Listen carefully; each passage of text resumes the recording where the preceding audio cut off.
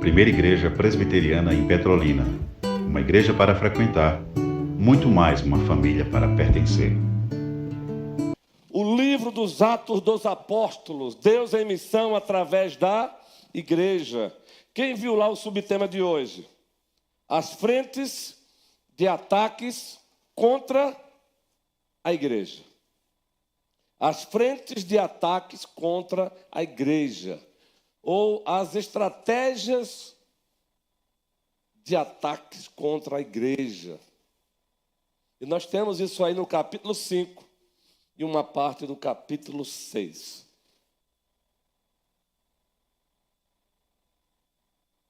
E já começamos pelo aquele desejo que o Luiz teve há 8 dias, né, Luiz? Atos capítulo 5, vamos abordar a primeira frente de ataque contra a igreja, que tanto John Stott, como já pegando corona com ele, o Hernandes Dias Lopes, como o próprio Sproul, no comentário do livro de Atos dele também, usam a mesma expressão, ou dizem a mesma coisa, apenas usando vocábulos diferentes. Nós temos aqui no capítulo 5, amados, o ataque moral, subversão. Subversão, aí já é uma linguagem de John Stott. A igreja da nova aliança acabou de sair da casca do ovo. Aí o diabo contra-ataca, querendo gerar subversão moral na igreja. Vamos fazer a leitura? Observe aí, Luiz, o contraste agora. Porque no versículo 36 do capítulo 4, vamos começar a leitura aí. Lucas, movido pelo Espírito Santo, disse: então José, a quem os apóstolos chamavam de Barnabé, que quer dizer filho da consolação, o levita natural de Chipre, fez o que, gente? Vendeu um campo que possuía, trouxe o dinheiro e o depositou aos pés dos apóstolos. Mas aí o diabo é astuto. Ananias e Safira deram lugar ao diabo. E aí a narrativa do capítulo 5 começa assim. Entretanto, vejam, o entretanto é justamente para contrastar a ação de Barnabé com a ação de Ananias e Safira. Entretanto, certo homem chamado Ananias, com sua mulher, Safira, vendeu uma propriedade. Mas o que fizeram? Grave essa palavrinha aí, ó. Mas reteve uma parte do dinheiro. E Safira estava agora observem, Lucas está deixando tudo amarrado. E Safira estava ciente disso. Safira estava ciente disso. Lucas não está dando essa nota aí à toa, não. Levando o restante, depositou aos pés dos apóstolos. Segura aí, vamos continuar a leitura. Onde é que está o problema aí? É que eles venderam a propriedade, não foram obrigados a vender, mas como venderam, também não eram obrigados a doar o valor total. Eles poderiam ter doado a metade, poderiam ter doado 10%. Então, onde é que está o problema, pastor? É que eles doaram, dizendo que aquela doação tinha sido o valor inteiro da venda. Ou seja, eles mentiram. E Pedro vai dizer isso. Eles mentiram. Continuamos a leitura. Mas ele teve uma parte do dinheiro e Safira estava ciente disso. Levando o restante, depositou aos pés dos apóstolos.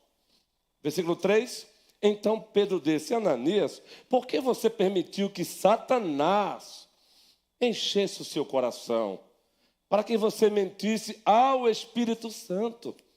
Vai repetir a palavra, retendo parte do valor do campo. A leitura continua. Não é verdade que conservando a propriedade seria sua? E depois de vendido, o dinheiro não estaria em seu poder? Por que você decidiu fazer uma coisa dessas? Você não mentiu para os homens, mas para Deus. Fraude, queridos. Uma fraude. Queridos, o Sproul já está com o Senhor, um teólogo, um comentarista bíblico. Ele chega a dizer que ele fraudou aí. Ele não só mentiu, mas ele fraudou a ação do Espírito Santo. Aí agravou mais ainda. Ele fez isso como se estivesse sendo uma ação do Espírito Santo. Então, ele fraudou. Ele não só mentiu ao Espírito, ele tentou fraudar. Ele fez isso como se fosse uma ação do Espírito Santo. Grave isso. Ou seja, subversão moral na igreja. Então, a carne, o mundo, o diabo atacam a igreja promovendo subversão moral. Porque uma subversão moral tira todo o crédito da igreja, desmoraliza a igreja. A igreja fica sem moral para pregar, ela fica sem moral para ser porta-voz de Deus. Ela fica desacreditada, ela passa a ser desdenhada, zombada. Vamos continuar a leitura? Ouvindo estas palavras, o que aconteceu com Ananias? Disciplina extraordinária de Deus. O que é uma disciplina extraordinária de Deus? É quando ele disciplina um dos seus servos, sem precisar usar a própria igreja para isso. É a disciplina direta. A disciplina ordinária é a disciplina indireta. É aquele que ele usa, por exemplo, a liderança da igreja. Ele usa a igreja para disciplinar para o bem do faltoso, o faltoso. Aí não, aí é disciplina direta. Ouvindo isso, Ananias caiu morto, isso é literal. E sobreveio grande temor a todos os que souberam do que tinham acontecido. Subversão moral é um dos ataques de Satanás contra a igreja. Mas o Satanás encontra força porque ele encontra também o apoio, muitas vezes, da carne. Da carne. Por isso que Cristo disse, vigiai e orai. Porque o espírito está pronto, mas a carne é fraca.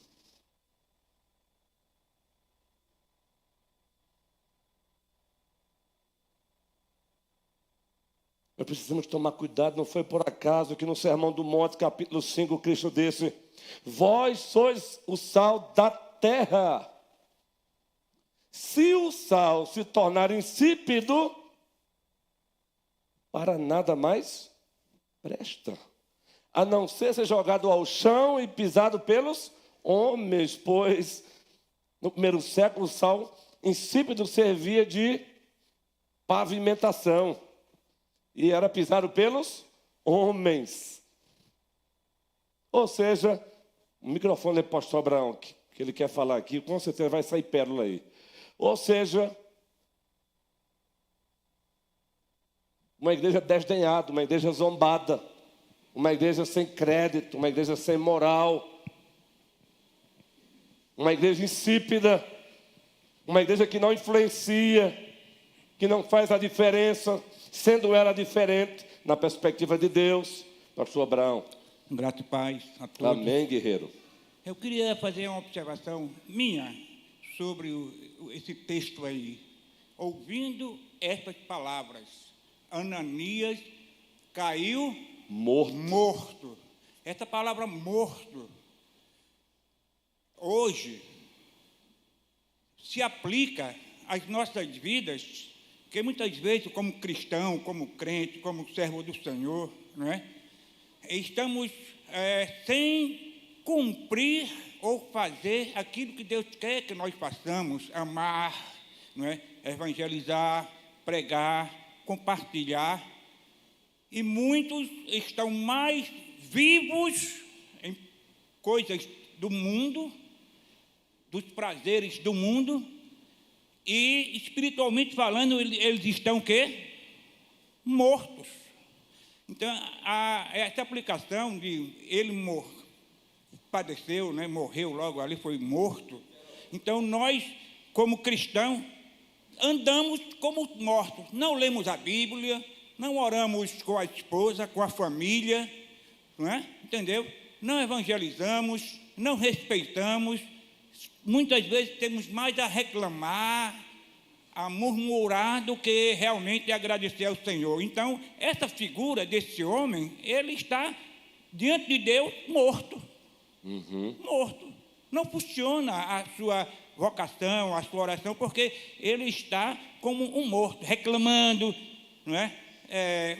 Fazendo coisas que não preenche o amor de Deus no coração dele.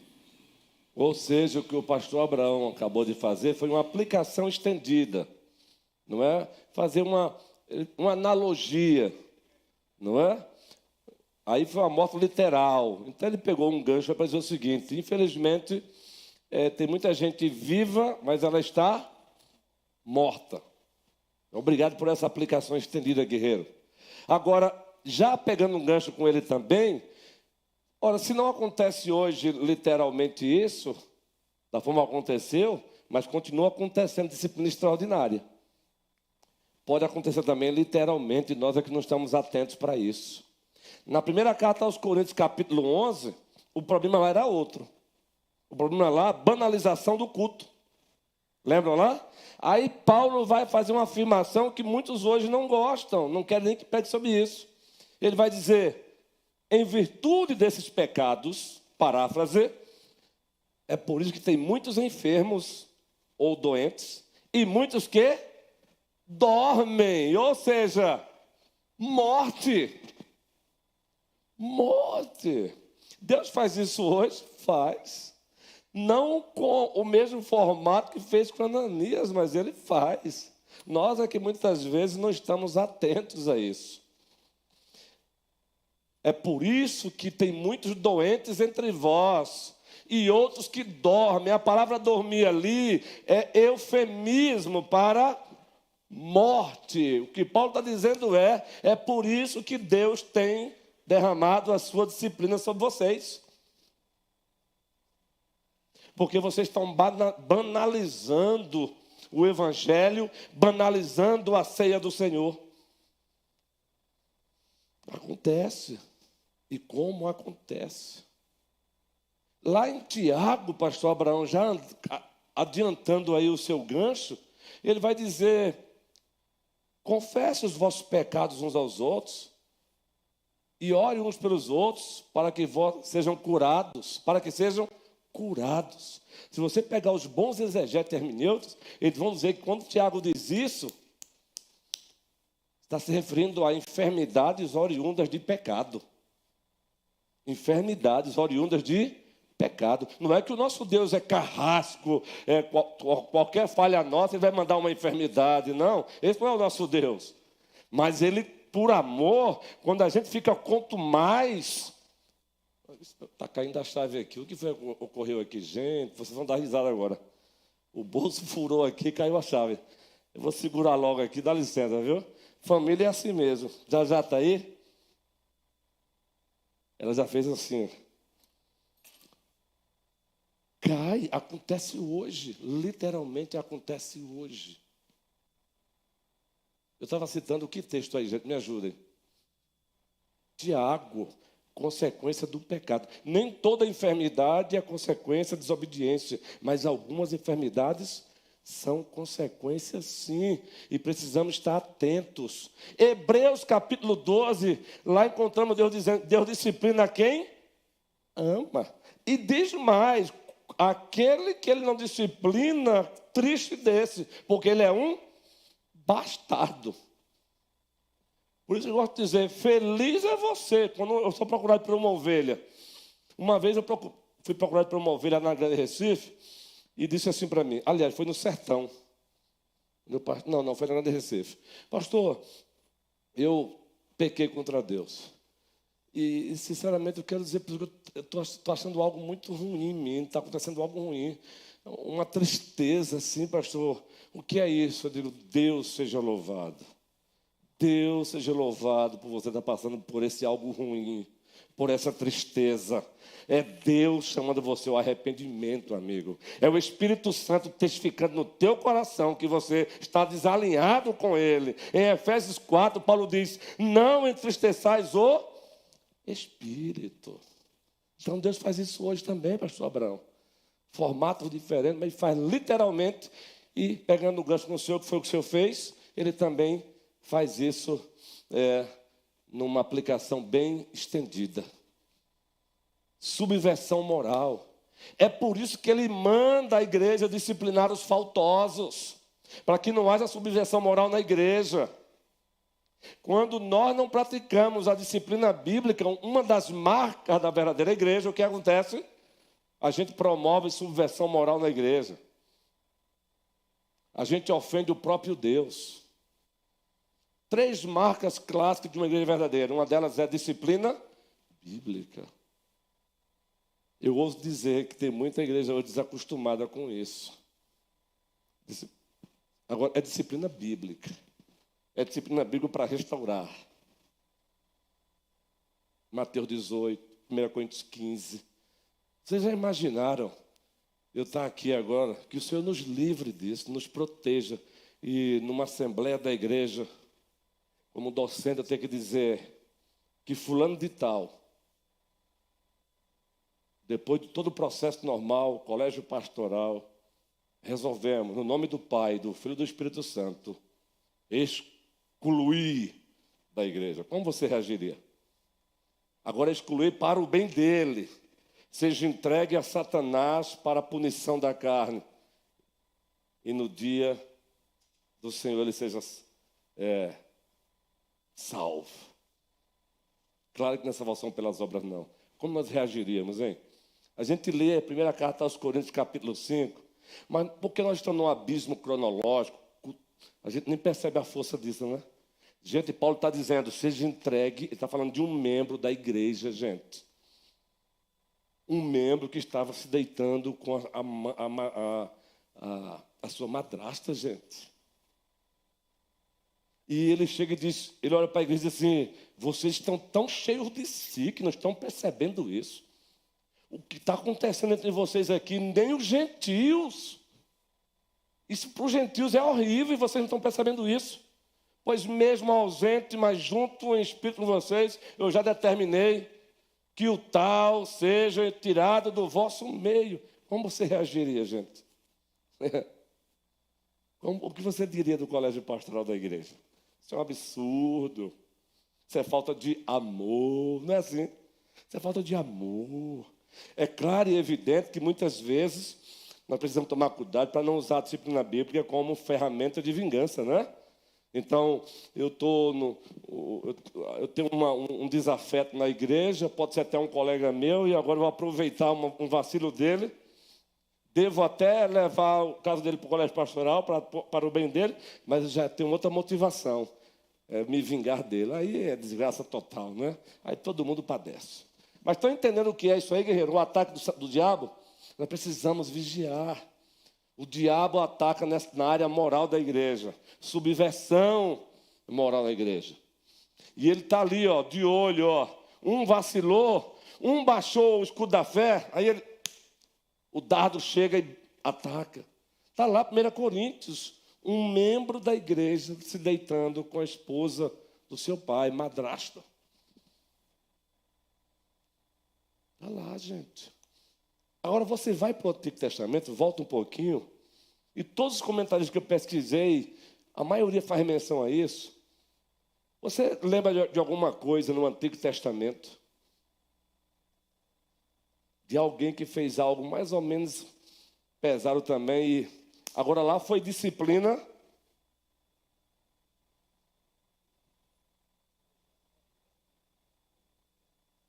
Também, Carlos, também. Mas eu quero citar aqui o caso de Acã. Também, está dentro. Também. Qual foi a ordem do Senhor? Josué 7. Para não, algumas coisas guardadas para o utensílio do Senhor, e outras era para ser, nem tocar. Acã olhou para um lado, olhou para o outro e guardou. Isso levou Israel a perder uma guerra, gente, para uma nação desse tamanhozinho. Lembra? Ai. Aí está lá Josué, mas Senhor, que triste. O que os cananeus vão dizer?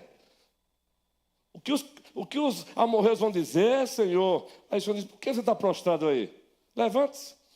Israel pecou. Dizendo, mas quem pecou foi Acã. Isso é teologia do pacto, isso é aliança, gente. 1 Coríntios 12, Paulo diz, quando um sofre, todos sofrem. Teologia do pacto, meu irmão, é a família de Deus. Se um membro da igreja está pecando e a gente faz vista grossa ao pecado dele, Deus vai tratar com ele, vai tratar com quem também? Com toda a igreja, meu irmão. Ele trata com o colégio pastoral, ele trata com o diácono, ele trata com a igreja toda, cada um na sua medida. Então, fazer vista grossa ao pecado, o preço é alto. Mas a sua citação também é boa, Carlos, tem tudo a ver. São vários casos, né? De exemplo. Mas está lá, ó, Josué 7. Israel perdeu uma batalha para uma nação pequenininha por conta do pecado de Acã. Pegou aquilo que era abominável pelo Senhor para si. Aí, Ananias e Safira. Agora, olha o que é interessante nisso aí. Ainda sobre a subversão. Não seja cúmplice daquilo que ofende a Deus, ainda que quem proponha seja o seu marido, ou a sua esposa, ou o seu filho, ou sei lá quem for. Não seja cúmplice. Se você ama o teu marido, diga não no Senhor para ele, quando a proposta for para ofender a Deus. Se você ama a sua esposa, então diga não a ela para o bem dela, mas acima de tudo por amor a Deus. Se você ama o seu filho, diga não a ele para o bem dele, para a glória de Deus. Porque olha só o que vem o texto em seguida. Lembram lá que o Lucas diz, e Safira consentiu com ele. Lembra a nota? Agora observe. Está aí. Versículo 6. Levantando-se os moços, cobriram o corpo de Ananias, levando para fora o sepultaram. Quase 3 horas depois, gente, isso é chance, ela teve uma chance de ouro, Safira. Entrou a mulher de Ananias, sem saber o que tinha acontecido. Então Pedro, dirigindo-se a ela, perguntou, diga-me, isso aí é chance. Pedro, como porta-voz de Deus, está dando uma chance para ela, Léo. Para dizer assim, ó Pedro, eu vou logo confessar aqui. Foi não. E, infelizmente, meu marido pediu que eu concordar com ele, mas foi não, foi por esse não. Não, olha só. Diga-me, foi por esse valor que vocês venderam aquela terra? E ela respondeu, sim. Foi por esse valor. Você entendeu por que Cristo disse lá, quem ama seu pai ou sua mãe mais do que a mim, não é digno de mim? É porque existe a possibilidade de você receber uma proposta do seu marido ou da sua esposa, ou do seu filho ou do seu pai, para pecar contra Deus, e você dizer sim porque é seu pai. Ah, mas é meu pai. Ah, mas é minha esposa. Ah, mas é meu filho. Mas acima da tua esposa está o teu Deus. Acima do teu filho está o teu Deus. E só é bem para o teu filho se estiver de acordo com a vontade de Deus. Ela teve a chance, mas ela foi conivente. E gente boa, querida, amada, sem arrogância, porque os nossos pés são de barro. Ah, eu amo hoje dizer isso para a minha alma. Eu amo. Para mim é cura eu reconhecer que os meus pés são de barro. Mas eu não posso estar dizendo que meus pés estão de barro para fazer vista grossa com o pecado de ninguém, não. Eu não posso aqui estar dizendo que meus pés são de barro. Não é para você fazer vista grossa aos meus pecados, não. Não, é para você me ajudar. Quando é um pecado particular, me chamar em fórum íntimo e, meu pastor, talvez você não tenha percebido. Se for público, aí já é presbitério. Ou, dependendo da gravidade do colégio pastoral, um bate-papo. Quanto mais é o presbitério. Estou dando um exemplo de mim mesmo para não estar citando vocês. Cuidado com conivência. Cuidado com a conivência. Com cumplicidade pecaminosa. Porque ela é pecado contra a santidade de Deus. Ela gera subversão moral na igreja, a noiva de Cristo. Não é perfeição não, gente. Até a volta de Cristo vamos vacilar. Mas muito cuidado. Aí o que aconteceu com Safira? O 9.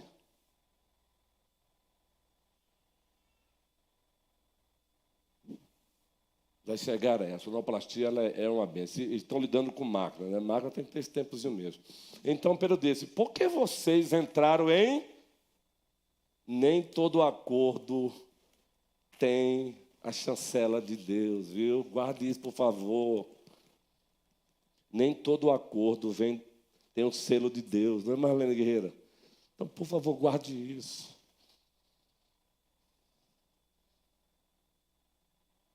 Por que vocês entraram em acordo para tentar o Espírito Santo do Senhor? Eis aí a porta, os pés dos que sepultaram o seu marido, e eles levarão você também. Olha o que acontece agora, versículo 10. No mesmo instante, ela caiu aos pés de Pedro e morreu. Misericórdia. Gente. Entrando os moços, viram que ela estava morta, levando-a, sepultaram-na ao lado do marido. Agora, Deus fez isso porque Ele é masoquista, porque Ele é tirano? Não, Ele fez isso por amor. Por amor. Deus ama a santidade e odeia o pecado. E porque Ele odeia o pecado, Ele ama a santidade. E porque Ele ama a santidade, Ele disciplina. Porque, olha o resultado disso. Sabe por quê? Olha o resultado disso. E sobreveio grande temor a toda a igreja e a todos aqueles que ouviram falar destes acontecimentos. Grande temor a toda a igreja.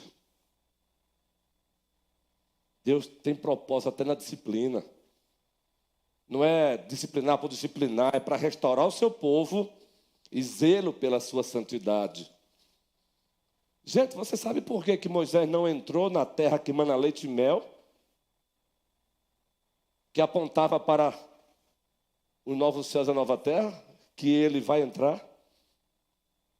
Mas a terra que mana leite e mel temporária, ele não entrou, não. Deus chamou ele para o Monte Nebo e disse: olha aí, Moisés. Ele olhou e disse: você não vai entrar, não. Você sabe qual foi a razão, garotada boa?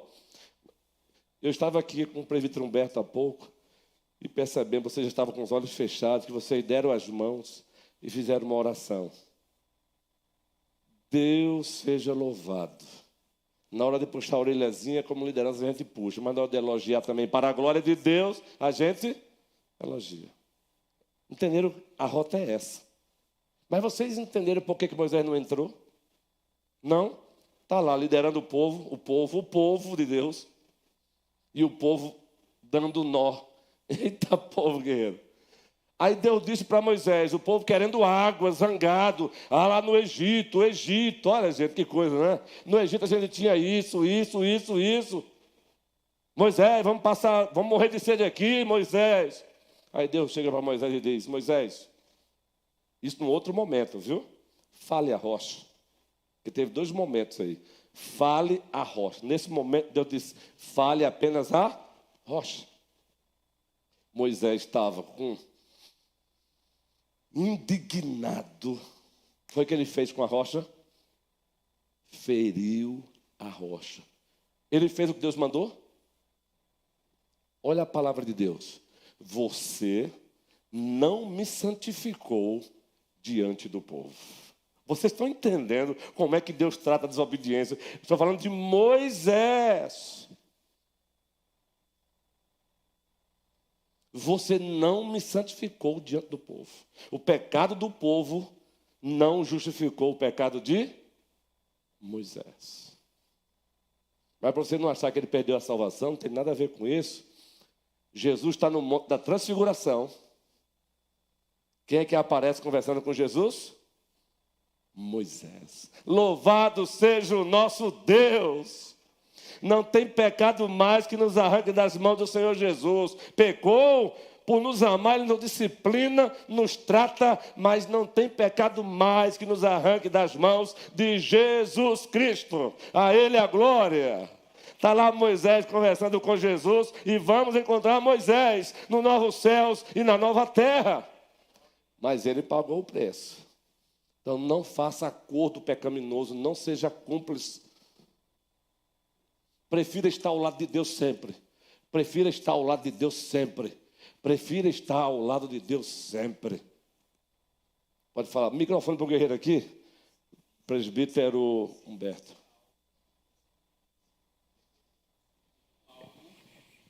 Isso. Se a gente se comprometer com Deus em algo, cumpra. Isso. Se fizer voto. Se fizer voto, cumpra. Porque mais cedo ou mais tarde, a conta vai chegar. Isso. A gente tem esse exemplo lá de Jefté, que fez um voto a Deus. Se vencesse, a primeira pessoa que aparecesse seria sacrificada. Foi o que Verdade. aconteceu? A filha dele foi a primeira pessoa que apareceu quando ele voltava vitorioso daquela batalha. Boa observação, guerreiro. Boa observação. Se fizer um voto ao Senhor, cumpra. E você sabia que o tema voto e juramento é um dos capítulos da nossa Confissão de Fé de Westminster? Está lá no capítulo sobre culto. Voto, juramento. Fez o voto, cumpra. Verdade, guerreiro. Boa sua observação. Prometeu, cumpra, porque Deus leva a sério. Agora só não faça voto de tolo, mas cumpra. Boa, gostei dessa aí, guerreiro. Cuidado, gente. Tudo isso, olha, gente, isso aí aplica sobre dízimo, oferta, viu? Aplicação estendida. Não retenha o que Deus manda você dar. Não retenha o que Deus manda você dar. Eu quero pegar aqui uma carona com o Sproul, que ele faz uma aplicação desse texto também ao dever de dar o seu dízimo como gratidão e oferta. Não retenha o seu dízimo, gente, como expressão de gratidão ao Senhor. Não façamos malabarismos com o dízimo que não é nosso, é do Senhor. Que o Senhor nos livre de fazer isso. Eu sei que sempre há uma certa polêmica quando isso envolve, por exemplo, o mundo do empresário. Mas fica só aqui uma dica. Eu sei que de capital de giro não se dá mais dízimo, mas de lucro sim. Até porque o lucro é para quem? De lucro sim. Você tem um emprego, funcionário público, mas ainda assim ganha de outra coisa, tirou o capital, dê o dízimo do líquido. Mas dê. Não retenha. Aqui é de uma propriedade que era voluntário. E o Senhor Deus, por Ele ter mentido, fez. Agora imagina um mandamento, que dízimo é um mandamento. Dízimo agora é mandamento. Aí dízimo é mandamento. Antigo Testamento, Novo Testamento. Cumpra. Subversão moral, Deus trata assim. Deus trata assim. Eu não vou trabalhar as outras duas hoje não, por conta do horário. Propositadamente vai ser uma cada terça-feira, a cada quinta-feira, porque tem muita lição para a gente aí. Mas por que Israel? O que levou Nabucodonosor? Qual foi a razão que levou Judá, o reino do sul, ir para o cativeiro? Essa é a concessão da liderança aqui. O que levou o reino do sul? O reino do norte também, né? Foi antes. O reino do norte foi antes. A Síria. Deixou de existir o reino do norte. Aí ficou apenas o reino do sul. Judá. O que foi que levou? Qual foi a razão, garotada? Lembram? Vocês estavam aqui no DJP. Eu preguei em Daniel. O compromisso supremo, o jovem cristão e o seu compromisso supremo e eterno. Baseado em Daniel 1:8. Daniel decidiu não se contaminar com as iguarias do rei. Mas logo no início de Daniel 1 diz a razão. Por que Daniel e o seu povo estavam lá na Babilônia? Porque o povo havia pecado contra o Senhor. Ele usando os profetas para dizer, gente, Deus, assim diz o Senhor, Jeremias e outros mais, assim diz o Senhor e o rei, os profetas que deveriam apoiar Jeremias, por exemplo, deram foi tapa em Jeremias, gente. Jeremias entra no templo assim diz o Senhor. Depois que ele terminou de dizer assim, diz o Senhor, veio um profeta e meteu a mão em Jeremias. Está lá, leamos a Bíblia. O resultado, Deus mandou a Babilônia, entrou em Judá, reino do sul, levou os utensílios do templo, e aí levou também os melhores jovens para lá. E olha que a estratégia política de Nabucodonosor era diferente dos outros. Ele ainda preservava ainda a vida de muitos. Então, gente, cuidado com a subversão moral. É um dos ataques do diabo contra a igreja.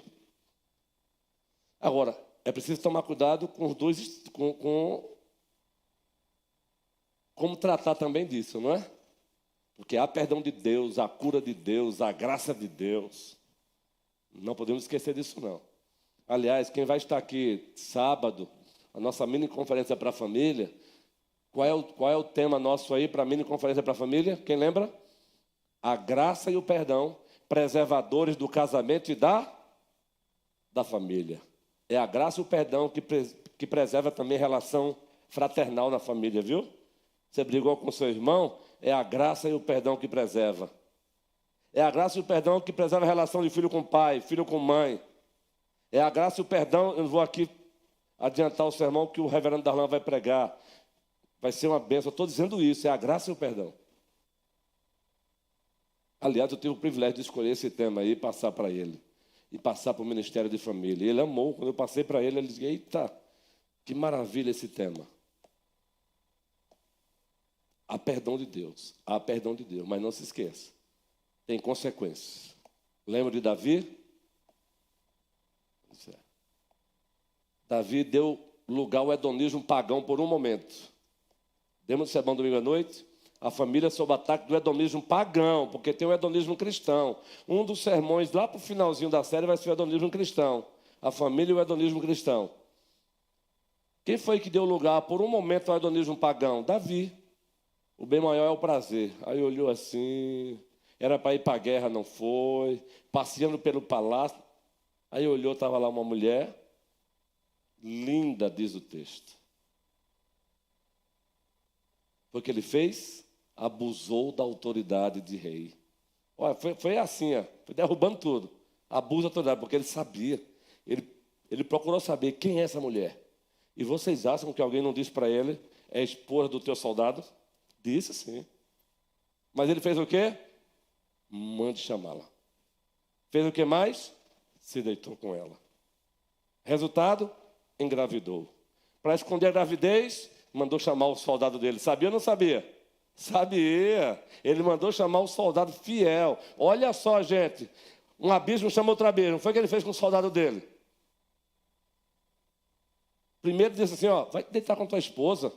Aí o soldado disse, eu? A arca do Senhor está lá, o exército do Senhor está lá e eu vou não, ficou lá. Aí ele disse, pronto.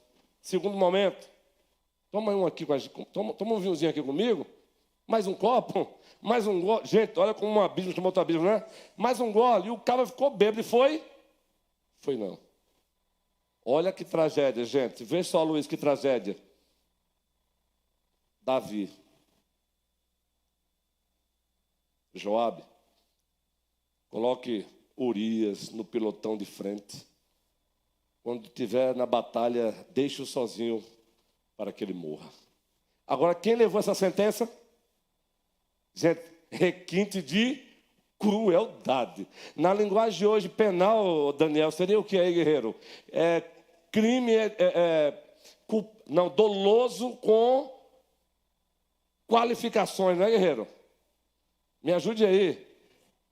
Com qualificações e tudo mais, meu amigo. Aí está lá o cara... Gente, sabe o que me chama a atenção? É que ele não abriu. Ele não abriu. Que cara leal. Ele não abriu a sentença para ler, gente. Veja a lealdade do soldado. Davi estava tão cego pelo hedonismo pagão, naquele momento, que o próprio soldado dele estava dando lição pela prática. Os meus colegas estão lá na batalha, eu não vou não, rei. E eu vou aqui me deitar com a minha esposa? Não, vou não. Gente, o próprio rei disse, vá se deitar com sua esposa, homem, vai descansar um pouquinho. Ele disse, os soldados estão lá. E agora está indo levar centenas de mortes dele mesmo. E ele não lê. Está lá com o selo. Aí entrega a Joabe. Mas nós sabemos qual foi a consequência, não foi? No entanto, teve um que também recebeu a proposta do hedonismo pagão, ainda que a linguagem seja anacrônica, e ele disse não. Quem foi? No Antigo Testamento? José. Mostrando que é possível, não pela nossa força, mas pela graça de Deus. Vigiando, também assumindo a nossa responsabilidade, porque José não disse que eu sou forte. Vou ficar aqui mesmo. Foi isso que ele fez?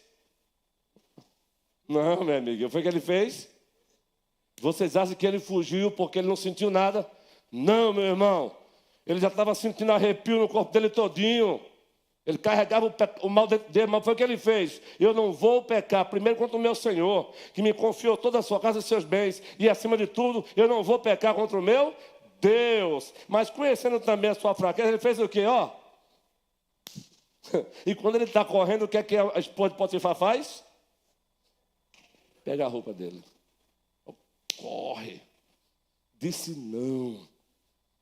Qual foi o resultado da vida de José? Está diante do faraó e dizendo, abaixo de mim é você. Deus seja louvado. Deus seja louvado. Eu não estou dizendo isso aqui para o dia que você vacilar, você se afastar de Deus da igreja, não. Há perdão de Deus, há cura de Deus, há restauração de Deus, há volta. Filhinho, não pequeis, mas se porventura alguém pecar, temos um advogado junto ao Pai, Jesus Cristo justo. Ele é a propiciação dos nossos pecados, não apenas os nossos, mas do mundo inteiro. Não, vacilou. Não vacile por vacilar, não. Lute, lute, lute. Mas vacilou, não deixa o diabo dizer, já era para você. Diga não, porque Jesus Cristo morreu pelos meus pecados de ontem, de hoje e de amanhã. Quebrantamento, arrependimento, confissão e lavado com o sangue de Jesus Cristo. Então lutemos, queridos. Amém. Que o Senhor nos abençoe.